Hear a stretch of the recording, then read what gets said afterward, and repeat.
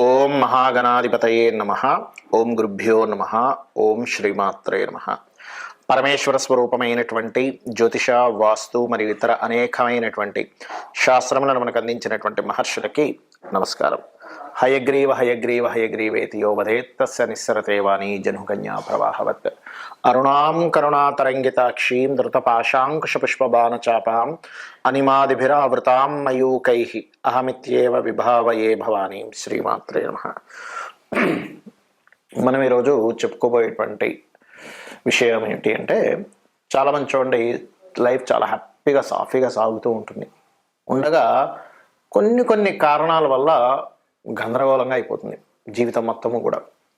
చక్కగా నడుస్తున్న business downfall అయిపోవడము, లేకపోతే మంచిగా ఉన్నటువంటి జాబ్ కోల్పోవడము, చక్కగా ఉన్న ఆరోగ్యం దెబ్బతిండము, ఇట్లాంటివి ఏర్పడుతూ ఉంటాయి. ఆస్తులన్నీ ఏదో లిటిగేషన్స్లోకి వెళ్ళిపోవడం. దీనికి కారణం ఏమిటి?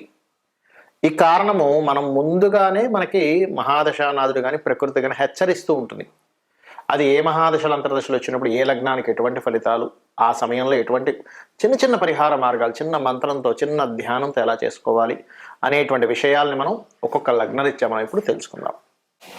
మీన లగ్నము, మీన రాశి. ప్రతి లగ్నానికి శుభులు పాపులు ఉంటారు.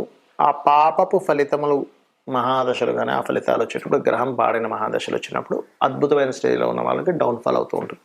మరి అలాంటప్పుడు ఎటువంటి సిమ్టమ్స్ మీకు కనిపిస్తాయి, ఎటువంటి పరిహార మార్గాలు చేసుకోవాలి, ఏం చేయడం ద్వారా మీరు ఆ ఇబ్బంది పడకుండా ఉంటారని విషయాలు చెప్తుంది. నేను ఎప్పటికీ కూడా చెప్పిస్తున్న సాక్షాత్ లలిత అమ్మవారిగా భావిస్తూ, ముఖ్యంగా మీ యొక్క మీన లగ్నానికి శుభులు సర్వే త్రికోణ నేతారో గ్రహాహ శోఫల ప్రదాహ అన్నట్టుగా గురువు, చంద్రుడు, కుజుడు అవుతారు.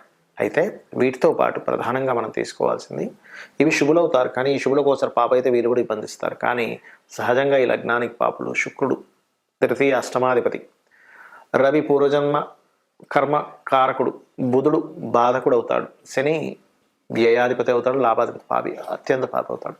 కాబట్టి మరి ఈ మహాదశలు కానీ ఈ యొక్క రాసుల్లో లేదా ఈ గ్రహాలతో కలిసిన మహాదశలు జరిగేటప్పుడు జాగ్రత్త తీసుకోవాల్సినవి. ముఖ్యంగా శుక్రుడిని తీసుకుంటే చిన్న మిస్కమ్యూనికేషన్స్ వల్ల పూర్వీకుల ఆస్తులు కోల్పోతుంటారు. శుక్ర మహాదశలు వచ్చేటప్పుడు శుక్రుడు పాడైతే మరింత ఎక్కువగా, బాగుంటే ఏం కాదండి, పాడైతే బాగుంటే లీగల్ ఇష్యూస్ అయినా మళ్ళీ గెలిచి ఆ ప్రాపర్టీస్ వెనక్కి తెచ్చుకుంటాడు జీవుడు. అలా కాకుండా ఇక్కడ శుక్రుడు పాడయ్యాడండి, నిజమే మీరు చెప్పినట్టుగా ఈ సిబ్లింగ్స్తోని మిస్కమ్యూనికేషన్స్ వల్ల మాకు ప్రాపర్టీస్లో తాతగారు ఆస్తి విషయంలో ఇబ్బంది వస్తుంది, అందులో ముఖ్యంగా స్త్రీ మూలకంగా అనుకున్నప్పుడు సింపుల్గా లలిత లేదా వారాహి అమ్మవారి అష్టోత్తరం చేసుకోవడం ఉత్తమం. ఇక రవి పూర్వజన్మ కర్మకారకుడు అవుతాడు. ఆయన ఫలితం ఇచ్చేటప్పుడు తండ్రి ద్వారా, తండ్రి సమానులు లేదా గవర్నమెంట్ వ్యక్తులతో ఇబ్బంది వస్తుంటుంది. అలాంటప్పుడు మీరు సింపుల్గా ఏం లేదు, మీరు చేయవలసింది ఏమిటంటే, మీరు అమ్మవారి యొక్క ఆరాధనలో సూర్య భగవాను చూస్తూ ఓం భానుమండల మధ్యస్థ భైరవీ భగవాన్ని నమః అని చేసుకోండి. ఇక అదేవిధంగా శని భగవానుడి యొక్క ఫలితాలు ఎక్కువగా వస్తున్నాయండి అని అనుకునేటువంటి వారు, ఇక్కడ శని ఒకవైపు లాభాధిపతి, ఒకవైపు వ్యయాధిపతి. శని ఫలితాలు అంటే శని మహాదశ నడుస్తున్నా, శని యొక్క గోచారం ఎక్కువగా మీకు ప్రభావం ఎక్కువగా ఉన్నా, లేదా శని అంతర్దశలు వస్తూ, లేదా ఆ శని రాసుల్లో వేరే ఏదైనా గ్రహం ఉండి ఆ శని యొక్క ఫలితాలను ఇస్తున్నా, మీకు కలిగే ఫలితాల్లో ముఖ్యంగా ఏదో ఎక్కువ లాభం వస్తుంది, లాంగ్ టర్మ్లో పెడితే చాలా ఎక్కువ లాభం వస్తుంది అనేటువంటి దాంట్లో కొంత రాంగ్ స్టెప్ పడుతూ ఉంటుంది. ఇన్వెస్ట్మెంట్స్ చేసే విషయంలో లాంగ్ టర్మ్ ఇన్వెస్ట్మెంట్స్లో రాంగ్ స్టెప్ పడుతుంది, గుర్తుపెట్టుకోండి. ఇది మెయిన్గా గుర్తుపెట్టుకోవాల్సిన మహాదశనంత. మరి అప్పుడు ఏం చేయాలి? దగ్గరలో ఆంజనేయ స్వామి ఆలయం ఉన్నట్లయితే నిత్యము దర్శించుకోండి. ఆంజనేయ స్వామి కానీ, సుబ్రహ్మణ్యేశ్వర స్వామి ఆలయం కానీ, లేదా నరసింహస్వామి ఆలయం కానీ వెళ్ళండి. రెండవది, నూనెని దీపారాధన కోసం ఆలయంలో ఇవ్వడం, నువ్వులు పురోహితులకు దానంగా ఇవ్వడం, గోవుకి బెల్లము నిత్యము తినిపిస్తూ ఉండడం, ఓం అనాకలిత సాదృశ్య చుబుక శ్రీ విరాజితాయే నమః అని నామస్మరణ చేయడం అన్ని విధాల మీకు ఉత్తమము. మనకు ముందుగానే ప్రకృతి ఒక్కొక్క సిమ్టమ్ని ఒక్కొక్క రూపంలో అందిస్తూ ఉంటుందండి. అదేమిటంటే, అధికారుల నుంచి ఇబ్బంది రాబోతుంది అని అనుకున్నప్పుడు, లేదా గవర్నమెంట్ నుంచి ఇబ్బంది రాబోతుంది అన్నప్పుడు మనం చిన్న విషయాల్లో అపకీర్తి వస్తూ ఉంటుంది, మనల్ని అవమానించడం జరుగుతుంటే మనం అర్థం చేసుకోవాలి, ఓహో ఎక్కడో సూర్యభగవానుడికి సంబంధించింది ఎక్కడో నా మహాదశల్లో అంతర్దశల్లో ఇబ్బంది కలగబోతుంది అనమాట అని వెంటనే సూర్య నమస్కారాలు చేసుకోవడము, ఓం మిత్రాయ నమః అనే నామస్మరణ చేస్తూ ఉండండి. లేదా చక్కగా సూర్యభగవాను చూస్తూ భానుమండల మధ్యస్థ భైరవీ భగవాన్యే నమః అనే నామస్మరణ చేసుకుని లలిత సహస్రనామాల్లో అద్భుతమైన ఫలితాలు వస్తాయి. అలాగే మరి కొంతమందికి చంద్రుడి ద్వారా అంటే ఒక్కోసారి చూడండి ప్రయాణాల వల్ల ఇబ్బంది వస్తుంది చూసారా? కొంతమందికి ప్రయాణాల వల్లో లేకపోతే చిన్న మాటకి మనసు ఆహ్, బాధపడి ఆ మానసికమైనటువంటి ఒత్తిడిలో ఇబ్బంది పడుతూ ఉంటారు. దానికి ఏంటంటే మీకు ముందుగానే చిన్న చిన్న సింప్టమ్స్ రూపంలో నీళ్లు కింద పడిపోవడం గానీ, లేకపోతే వాటర్ రిలేటెడ్ సంబంధించిన ప్రాబ్లమ్స్ మీరు ఎదుర్కొంటూ ఉండడం గానీ, లేపోతే నీళ్లు తాగుతున్నప్పుడు ఒక్కోసారి పుల్లబారడం అంటారు. ఏదో గబుక్కున బయటకొచ్చేస్తది. అట్లాంటివి జరుగుతుందంటే ఎక్కడో చంద్రుడికి సంబంధించింది ఎక్కడో దోషం ఉంది. అది మీరు అర్థం చేసుకొని చంద్రుడికి సంబంధించిన దానం అంటే బియ్యం దానంగా ఇవ్వడం కానీ, గోవుకి చక్కగా మీరు గోధుమ పిండి, బెల్లము కలిపిన పదార్థం తినిపించడం గానీ, ఓం మనస్వినియే నమః అని నామస్మరణ చేయడం, లేదా ఓం అష్టమి చంద్ర విభ్రాజ అలికస్థల శోభితాయే నమః అని నామస్మరణ రోజు ఒక 40 నిమిషాలు చేయండి.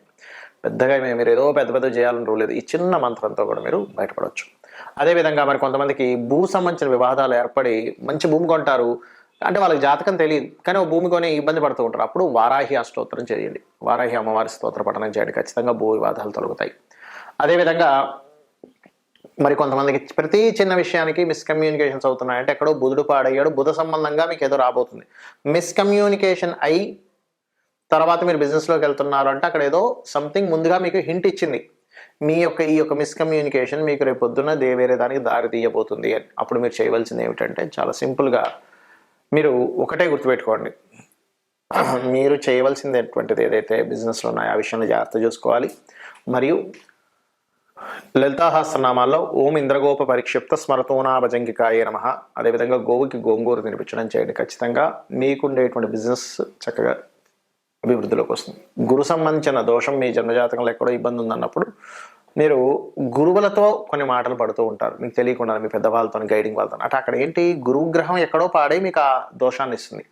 అలాంటప్పుడు గోవుకి అరటికాయలు తినిపించడము, దత్తాత్రేయ మంత్రం జై గురుదత్త శ్రీ గురుదత్త చేసుకోవడం మంచిది. స్త్రీ ద్వారా ఇబ్బంది వస్తుందంటే శుక్రగ్రహ దోషం ఎక్కడో వచ్చింది. అలాంటప్పుడు శ్రీమాత్రే నమః.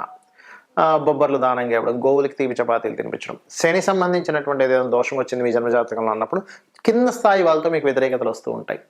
అంటే మీ కిందన పనిచేసే వాళ్ళతో. అంటే అర్థం ఏమిటి? శనిగ్రహం ఎక్కడ దోషమైంది. దానికేంటి నూనె దానంగా ఇవ్వడం, నువ్వులు దానంగా ఇవ్వడం, ఓం అనాకలిత సాదృశ్య చుబక శ్రీ విరాజితాయ నమః అని చేసుకోవడం.